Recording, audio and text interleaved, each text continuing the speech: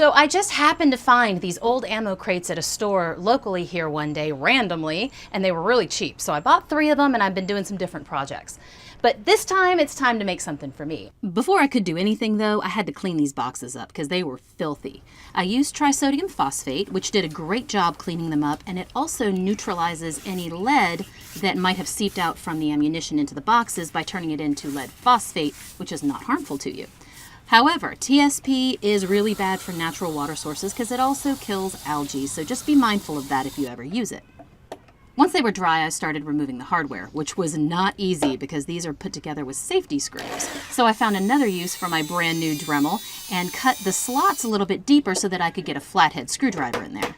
I hammered in a few nails that had started to work their way out, and then started sanding. And sanding.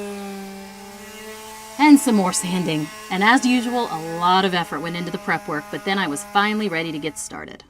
I appear to have misplaced my metal tape measure. Grr.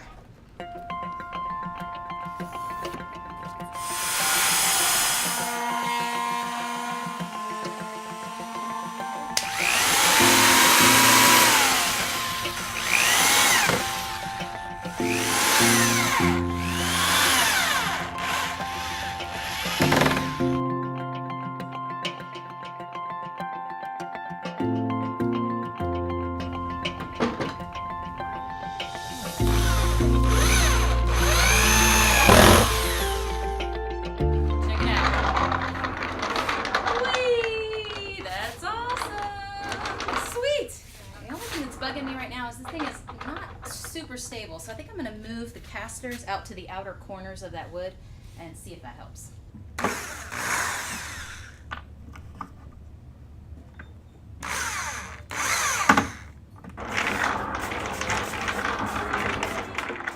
I really wanted some dividers in this toolbox, and I happened to find a piece of cull wood at Home Depot that was perfect.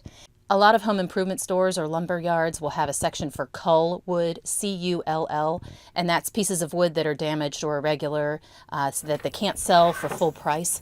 So they sell it to you for, say, 50 to 70% off. It's a great way to get scrap wood. I visit that section every time I'm at Home Depot just to see what they have. Do a little shopping. Oh, man. This is yet another one of those cross your fingers kind of moments. Work. Ah, holy crap, it worked! Red oak Minwax wood finish. Once the stain was dry, I hit it with some fine grit sandpaper just to get a nice smooth finish. And luckily the hardware was a lot easier to put back on than it was to take off. Now, y'all know me, I like to put my logo on everything. It didn't come out quite as clear as I'd like, so I just adjusted my plan a little bit. Now, I got this rubber mat from Home Depot for about $7 or $8, and what I'm doing is cutting it to fit the bottom of my toolbox, each bin of my toolbox, so that when I drop my tools in, it doesn't slowly but surely beat up the bottom to the point that it breaks through.